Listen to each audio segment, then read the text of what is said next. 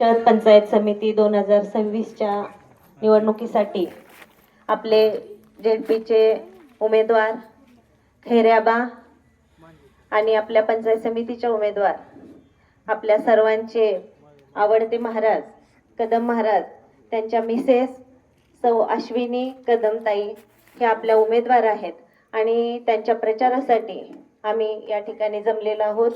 तुमच्या सर्व गावकऱ्यांचं मी या ठिकाणी खूप खूप स्वागत करते, आभार मानते। खरं तर आबा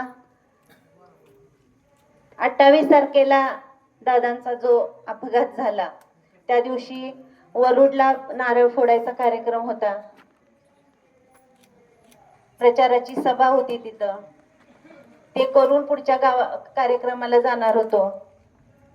जेव्हा फोन आला त्यावेळेस असं झालं की म्हणजे अंगातलं रक्त गोठले का काय असं वाटायला लागलं। 1 मिनिट काहीच समजलं नाही, हे सगळं खोटं असेल असं वाटलं। दादांनी आपल्या भागासाठी, आपल्या मतदारसंघासाठी, भैयांसाठी, आपल्या कारखान्यासाठी जे काही केलेलं आहे ते आपल्या सगळ्यांना माहिती आहे। खरं तर मी 3 दिवस बारामतीला होते। दादांना ज्या इमेज मध्ये पाहायची सवय होती पहिल्यापासून, माझ्या माहेरी दादा यायचे, इकडेही दादा यायचे, ज्या इमेज मध्ये आम्ही दादांना बघितलं तसे दादा कधीच बघायचे नव्हते। म्हणजे खूप वेदनादायी होतं, खूप त्रास झाला, परंतु म्हणतात ना की आबांनी तात्यांनी सांगितलं त्यांच्या भाषणामध्ये, भाऊंनी की निवडणूक आहे आणि आपल्या सगळ्यांना उभं राहावं लागणार आहे, पुढे चालावं लागणार आहे। म्हणून सर्व शक्ती एकवटून माझ्या ह्या शेतकऱ्यांसाठी, माझ्या ह्या महिलांसाठी, माझ्या विद्यार्थ्यांसाठी, विद्यार्थिनींसाठी लढलं पाहिजे, रडत बसायचं नाही, हा दादांचा संदेश आहे। आणि ह्या संदेशासाठी आम्ही या ठिकाणी आज आलेलो आहोत। परवा रात्री तिकडनं आल्यानंतर काल जवळ्याला सभा होती, मी नाहीच सांगितलं होतं, मावशींना फोन केला,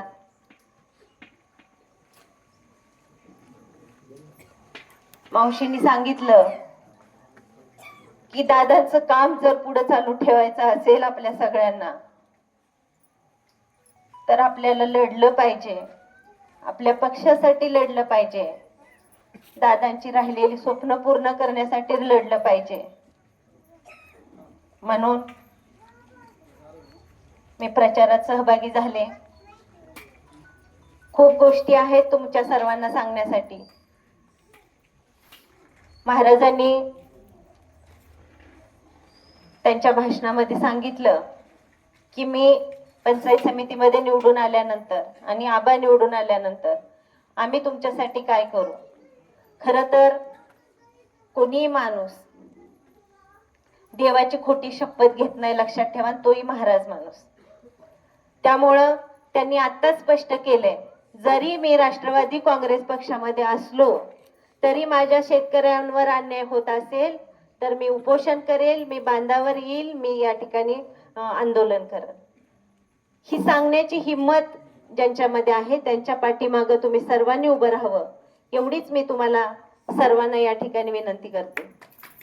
खरं तर आबांच्या माध्यमातून, आबा भैयांच्या वडिलांच्या जागी आहेत, तात्या भाऊ वडिलांच्या जागी आहेत, त्यांनी आजपर्यंत भैयांना कधीच वडिलांची उणीव भासू दिलेली नाही।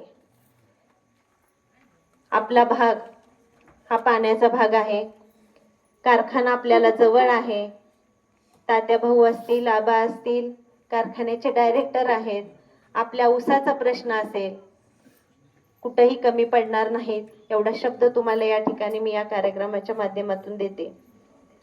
मला असं वाटतं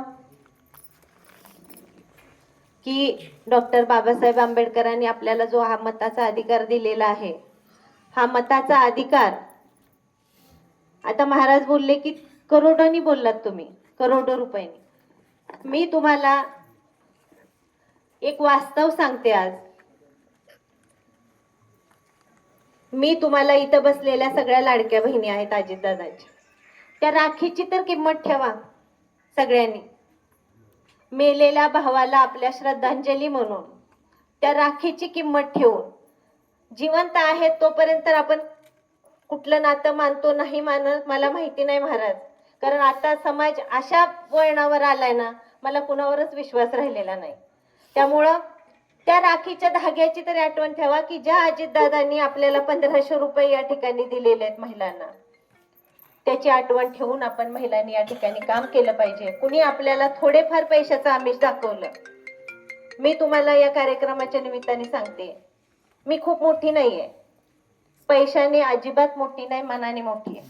तुम्ही कधी काही काम करून घ्या, या माझ्याकडे काम करून घ्यायला, आबांकडे या, तात्या भाऊंकडे या, महाराजांकडे, आम्ही तुमची कामं करून देण्यासाठी जीवाचं रान करू एवढा शब्द देते. पण आता इलेक्शन मध्ये तुम्हाला जर कुणी पैसे देत असेल 1000 रुपये 1500 रुपये, माझं तुम्हाला या ठिकाणी ओपन चॅलेंज आहे. चॅलेंज द्यायला मी हे नाही तरी सुद्धा देते की ह्या ताई आहेत, आता तुम्ही उदाहरण देते मी तुमचं, किंवा पालके सर आहेत, पालके सर मी तुम्हाला 1000 रुपये देते, इलेक्शन आहे तुम्ही मला मतदान करा, भाऊंना मतदान करा, ते 1000 रुपये बर घ्या. 2000 रुपये जर तुम्हाला दिले आणि त्या 2000 रुपये मध्ये तुम्ही तुमचं पुढचं सगळं आयुष्य जर काढणार असेल तर तुम्ही नक्की ते 2000 घ्या आणि त्यांना मतदान करा, मी नाही म्हणणार नाही. पण आपण इतक्या छोट्या गोष्टीला जर बळी पडत असू, आपण शेणामातीतले लोक आहोत, शेतीतले लोक आहोत, शेतीवर अवलंबून असणारे आपण माणसं आहोत. आपण भूमचा विचार करायला नको, आपण उस्मानाबादचा विचार करायला नको किंवा महाराष्ट्राचा करायला नको. आपण आपल्या बांधाचा विचार करा, आपण आपल्या गावाचा विचार करा. आपल्या गावामध्ये प्राथमिक सुविधा कोण आणेल, PSC सेंटर असतील, आपल्या शेतीमालाला भाव असेल, आपल्या या ठिकाणी अवकाळी पाऊस पडला, अतिवृष्टी झाली, त्यासाठी बांधावर कोण येत असेल त्यांच्या पाठीमागे आपण उभं राहायचंय, कारण आपल्या दुधावर, शेतीवर, आपल्या शेतीमालावर आपला संसार चालतो. मला असं वाटतं की ह्या सगळ्या गोष्टी हे आमच्या बरोबर उभे असणारे सगळे लोक तुमच्यासाठी करणार आहेत. आपल्या सर्वांना एकच गोष्ट माहिती असते की इलेक्शन आलं, इलेक्शन पुरते पैसे घ्या, पुढचे 5 वर्ष काय व्हायचंय ते होऊ द्या. मला असं वाटतं की टोपल्यात एक भाकरी आहे आणि टोपल्यातली एक भाकरी जर मुलाला आई देत असेल तर मुलाला खूप छान वाटतं की माझ्या आईनं मला पोट भरून जेवायला घातलं. आजच्या जेवणाची सोय करणारी आई तुमच्या लक्षात राहते. आयुष्यभराच्या शिदोरीचं वाटप करणारे किंवा सोय करणारे वडील तुमच्या लक्षात का राहत नाही, ही विचारायची गोष्ट आहे. वडील तुम्हाला भाकरी जर देत नसेल दिवसाला, आई देत असेल, पण ती भाकरी कमवून आणणारा वडील आपल्याला लक्षात ठेवायचंय. आणि हे वडिलांची भूमिका माझे हे सर्व उभं राहिलेले लोक करणार आहेत. तुमच्या पुढच्या 5 वर्षाचं आयुष्य, भविष्य या ठिकाणी ह्यांच्या माध्यमातून चांगल्या पद्धतीने निर्माण होणार आहे. मला असं वाटतं 9 वर्ष, एकतर 9 वर्षांनी इलेक्शन लागले, 4 वर्ष आपले गेले, 4 वर्ष आपल्या कुठल्याही जिल्हा परिषदचे, पंचायत समितीचे कुठलेही कामं झालेले नाहीत. मग 4 वर्ष जर उशीर झाला असेल ह्या निवडणुकीला, तर आता स्वतःची सतसत विवेक बुद्धी जागृत ठेवून आपण मतदान या ठिकाणी केलं पाहिजे, असं मला सर्वांना या ठिकाणी आवाहन करायचं. आपल्याकडे अतिवृष्टी झाली आबा, त्यावेळेस मी तुम्हाला छोटासा उदाहरण देते. अतिवृष्टी झाली, सगळीकडनं रस्ते बंद होते आपल्या भागामध्ये यायला. त्यावेळेस राष्ट्रवादी काँग्रेसच्या माध्यमातून, आदितीताई तटकरे यांच्या माध्यमातून आपल्या मतदारसंघात मदत पोहोचवायचं काम केलं. रस्ते बंद होते, अजितदादांना आपल्या मतदारसंघामध्ये यायचं होतं आणि सोलापूरचा रोड पण बंद होता त्यावेळेस, म्हणजे तिकडनंही रस्ता बंद केला होता, इकडनं कुर्डवाडीवरूनही रस्ता बंद केला होता. त्यावेळेस परवानगी काढून, परमिशन घेऊन दादा सोलापूर पर्यंत आले. सोलापूरला आल्यावर सकाळी 9 वाजता दादाने मला फोन केला की वैशाली, मी आज जेवायला घरी येऊ शकणार नाही, कारण दिवसभर आमचे अतिवृष्टीचे दौरे असणार आहेत, तू फक्त मला 2 ऑमलेट आणि 1 पांढरी चपाती डब्यामध्ये बांधून मी जिथं असेल तिथं पाठव. मी दादांना एका म्हणजे आपण माझ्या वडिलांच्या जागी, भैयांच्या वडिलांच्या जागी आपण नाही म्हणू शकत नाही, तरी सुद्धा भैयांचं सांगितलं होतं की हो म्हण. पण मी सगळी शक्ती एकवटून म्हणले, दादा नवरात्र चालू आहे, माझं नवरात्र आहे आणि मी नॉनव्हेज करत नाही नवरात्रामध्ये. त्यावेळेस सांगितलं, तुझ्यासाठी खिचडी तर भिजवलेली असेल ना, ती खिचडी करून पाठव. म्हणजे इतकं आपुलकीनं आणि इतकं समजूतदार माणूस. आणि जेवण झालं, आबा तुम्हाला माहितीये रात्री गाडीत जेवले दादा, थोडं रेस्ट हाऊसला खाल्लं आणि तिथून निघाल्यानंतर किती वाजले तुम्हालाही माहितीये, तिथून बेडला गेले, पूर्ण अतिवृष्टीचा दौरा केला दोन्ही तालुक्यामध्ये भूम आणि परांडा दोन्ही तालुक्यात. आणि रात्री आणि हेलिकॉप्टर पाठवलं रेस्क्यू करायला, आपले लोक वाचवण्यासाठी, जे लोक अडकले होते. म्हणजे ह्या गोष्टी ज्यावेळेस आपल्यावर वेळ येते ना, त्यावेळेस करणारा माणूस हे अजितदादा होते.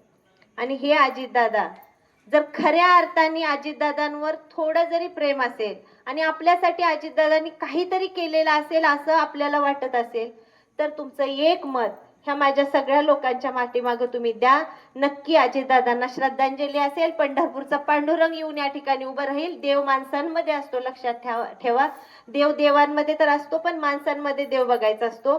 आपण इलेक्शन पुरतं राजकारण करायला नको, कारण महाराज म्हणले राजकारण आमच्यासारख्या लोकांची म्हणजे गोष्ट नाहीये. पण महाराज तुमच्यासारखे लोक, भैयांसारखे लोक, आबांसारखे लोक, तात्या भाऊंसारखे लोक जर राजकारणात आले तर नक्की राजकारणाचं या ठिकाणी चांगल्या वळणावर जाईल. बदल घडायला उशीर लागतो, बदल घडायला त्रास होतो, लोकांनाही त्याची जाणीव व्हायला लागते, त्यावेळेस तो बदल होतो. आणि तुम्ही सगळेजण निस्वार्थपणे या ठिकाणी काम करत आहात आणि काम करत राहणार आहात.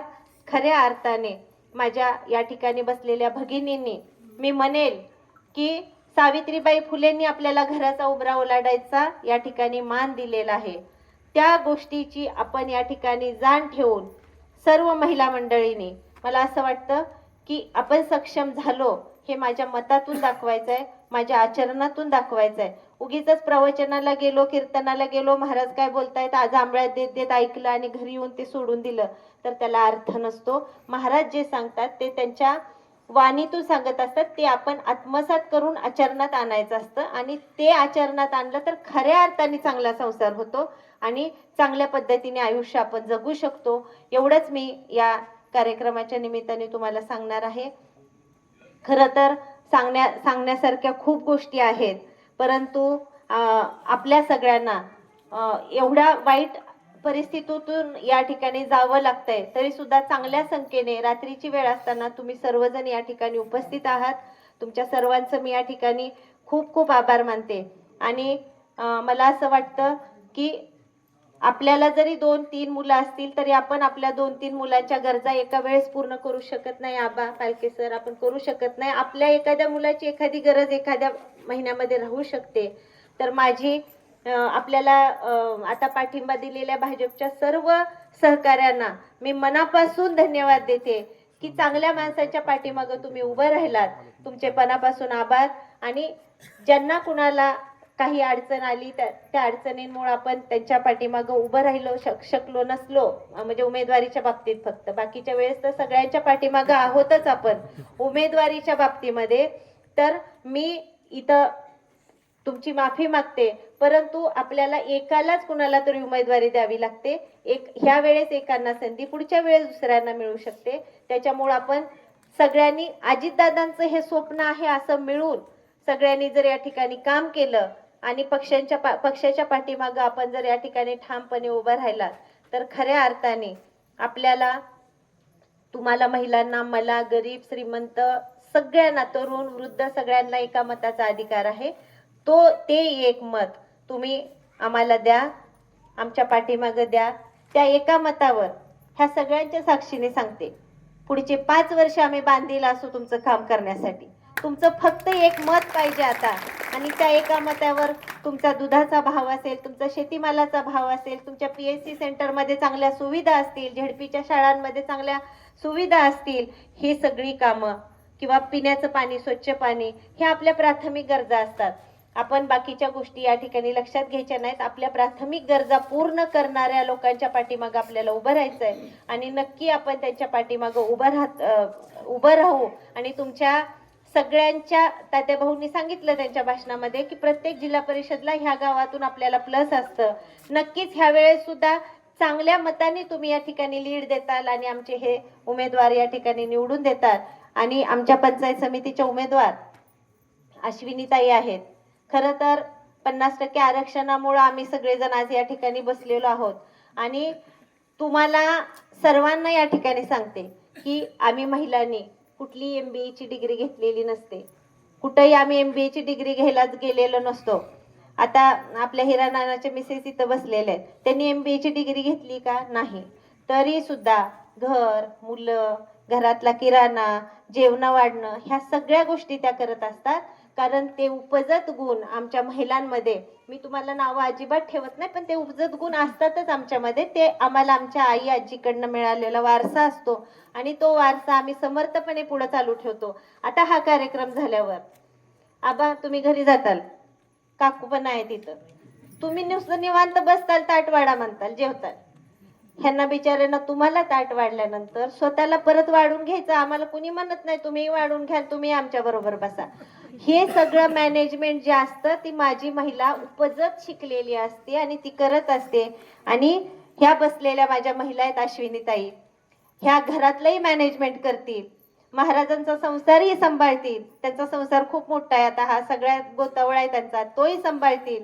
आणि ते सांभाळत त्या आपला पंचायत समिती गण चांगल्या पद्धतीने सांभाळतील. आता जरी त्या तुमच्या पुढे उभं राहायला थोडे हे होत असतील तर नक्की पुढच्या इलेक्शनला ते तुमच्यापेक्षा जास्त आणि व्यवस्थित बोलतील, एवढं मी या ठिकाणी सांगते. आणि चांगल्या पद्धतीने सक्षमपणे काम करून तुम्हाला दाखवतील. आमचे आबा असतील, आमच्या अश्विनीताई असतील, चांगल्या पद्धतीने काम करतील, एवढंच वचन मी दादांच्या फोटो समोर तुम्हाला देते.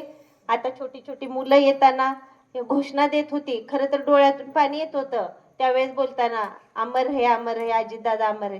खरंच अशी माणसं, म्हणजे विरोध असतो, प्रत्येक माणसाला विरोध असतो. असं नाही की दूध का धुला सगळे असतात की सगळे चांगले असतील, असं नसतं. विरोध असतो, सगळ्यांना असतो. परंतु विरोधकांच्या सुद्धा डोळ्यात पाणी आणणारा माणूस जर कोण असेल तर ते अजितदादा होते. आणि त्या अजितदादांच्या पाठीमागं, त्या घड्याळाच्या पाठीमागं आपल्याला या ठिकाणी ठामपणे उभं राहायचंय. घडी गेली की पिढी जाते, लक्षात ठेवा. पुढचे 5 वर्ष वन्स मोर नाही. तुम्ही कितीही म्हणलात तरी वन्स मोर नाही. आता 9 वर्षांनी इलेक्शन लागलं, परत काय होईल आपल्या सगळ्यांना माहिती नाही. त्यामुळं ह्या घडीच्या पाठीमागं, ह्या घड्याळाच्या पाठीमागं तुम्ही सगळेजण या ठिकाणी उभं राहताल, एवढी माझी तुम्हाला सगळ्यांना हात जोडून विनंती आहे.